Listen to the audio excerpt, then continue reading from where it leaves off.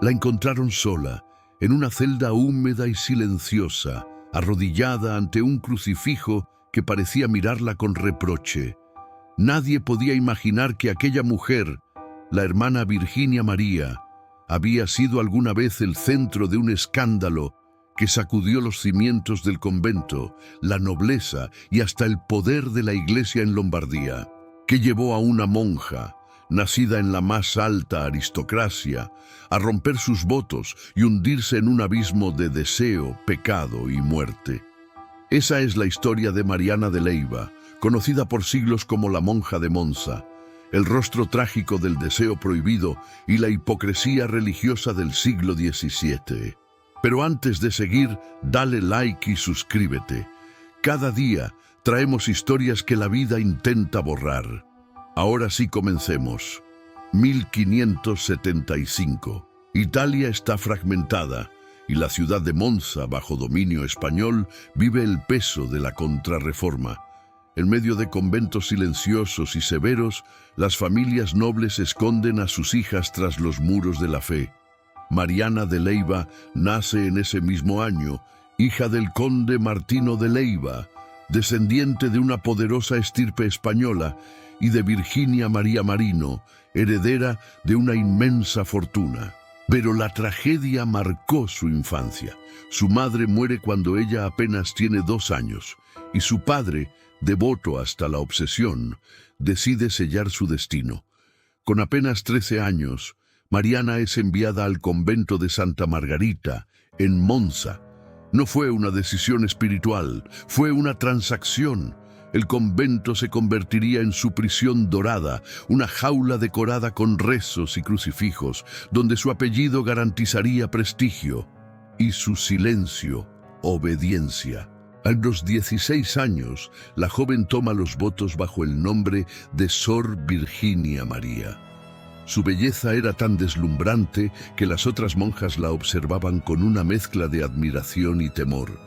Decían que incluso los confesores desviaban la mirada cuando ella hablaba.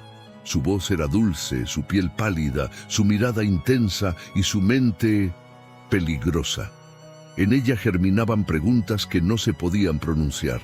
El convento, aunque regido por el silencio y la obediencia, era un lugar donde el poder también se negociaba. Mariana, con su linaje, pronto se convirtió en la Madre Superiora, una posición que no se otorgaba a cualquiera. Pero ese ascenso solo aumentó su aislamiento. La santidad aparente se convirtió en una carga, y la soledad en un enemigo invisible. Y fue entonces cuando algo se quebró. A finales de 1597, un hombre llamado Giovanni Paolo Osio aparece en su vida. Era un noble de Monza, apuesto, arrogante y con fama de libertino. Vivía en una casa contigua al convento y, según los rumores, mantenía contacto con varias mujeres de la nobleza. Pero Mariana no era como las demás. Ella era un alma prohibida. Nadie sabe exactamente cómo comenzó todo. Algunos dicen que él se comunicaba con ella a través de pequeñas notas que pasaban por una grieta del muro. Otros aseguran que él sobornó a sirvientas y novicias para permitirle entrar al convento durante la noche. Lo cierto es que, entre rezos y sombras, nació un amor imposible, un amor que desafió a Dios. Durante años, la Madre Superiora y el noble mantuvieron una relación secreta. Se encontraban en habitaciones ocultas, entre penitencias falsas y confesiones fingidas. Y de ese amor, o de ese pecado, nació un hijo. Un secreto que debía ser enterrado bajo el silencio eterno del convento. Cuando el rumor comenzó a propagarse entre las novicias, la tragedia era inevitable. Algunas monjas empezaron a sospechar, otras fueron silenciadas. Una sirvienta que amenazó con revelar el secreto fue asesinada. La sangre manchó los muros sagrados.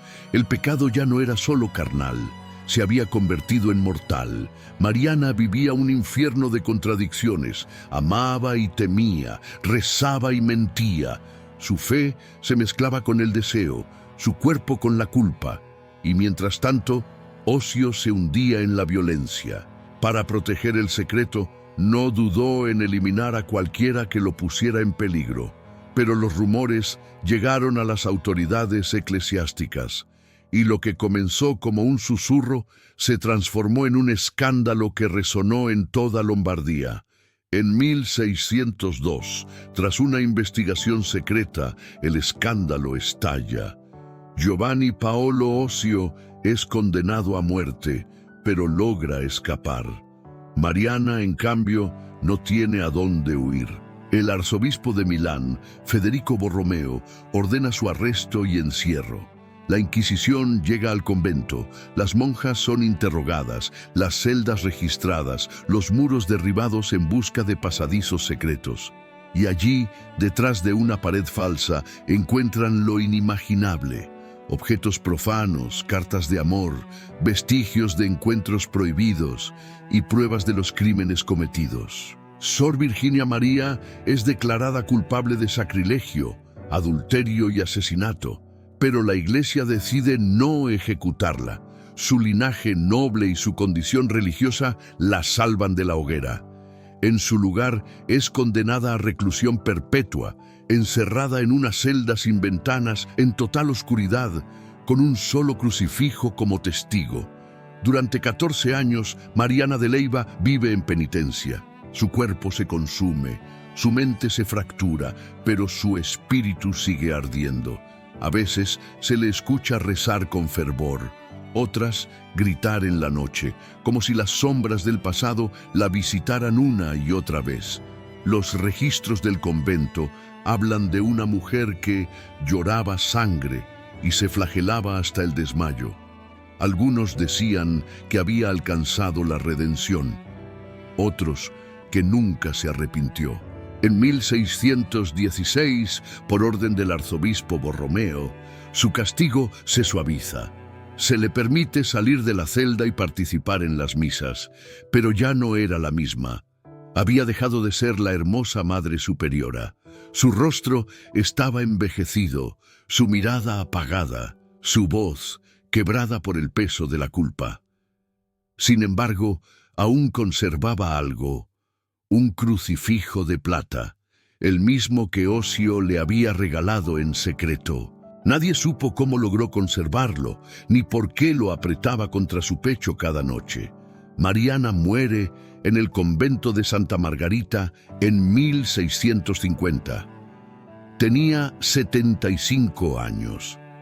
Durante más de medio siglo, su nombre fue borrado de los registros oficiales, pero su historia sobrevivió en los susurros, en las cartas, en las crónicas prohibidas. Algunos dicen que en las noches de tormenta, en las ruinas del convento, aún se escuchan los rezos de una mujer que pide perdón entre lágrimas, y otros que su espíritu nunca buscó el perdón, sino a él.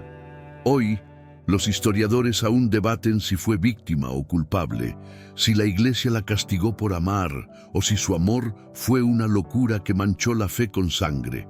Pero una cosa es cierta, detrás del velo de la santidad se esconde el deseo que nadie pudo apagar, el deseo de una mujer que desafió a Dios y perdió.